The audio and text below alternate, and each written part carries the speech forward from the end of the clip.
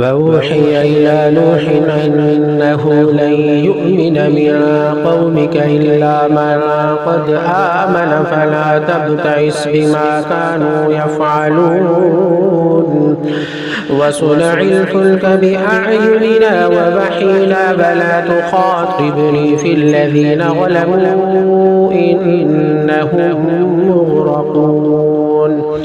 ويصنع الفلك وكلما مر عليه ملأ من قومه سخروا منه قال إن تسخروا منا فإنا نسخر منكم كما تسخرون فسوف تعلمون من يأتيه عذاب يخزيه ويحل عليه عذاب مقيم حتى إذا جاء أمرنا وفاردت النور قل نحمل فيها من كل زوجين اثنين وأهلك إلا من سبق عليه القول وما آمن معه إلا قليل وقال اركبوا فيها بسم الله مجريها ومرساها إن ربي لغفور رحيم وهي تجري بهم في موج كالجبال ونادى نوح ابنه وكان في معزل يا بني اركب معنا ولا تكن مع الكافرين قال سآوي إلى جبل يعصمني من الماء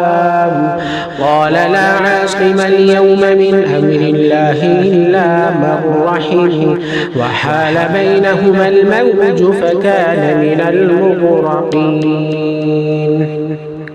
وقيل يا أرض ابلعي ماءك ويا سماء أقلعي وغيض الماء وقضي الأمر واستوت على الجود وقيل بعدا للقوم الظالمين ونادى نوح ربه فقال رب إن ابني من أهلي وإن وعدك الحق وأنت أحكم الحاكمين قال يا نوح إنه ليس من أهلك إنه عمل غير صالح فلا تسألني ما ليس لك به علم إني أعظك أن تكون من الجاهلين قال رب إني أعوذ بك أن أسألك ما ليس لي به علم وإلا تغفر لي وترحمني أكن من الخاسرين قيل يا نوح اهبط بسلام منا وبركات عليك وعلى ممن معك وأمم سنمتعهم ثم يمسهم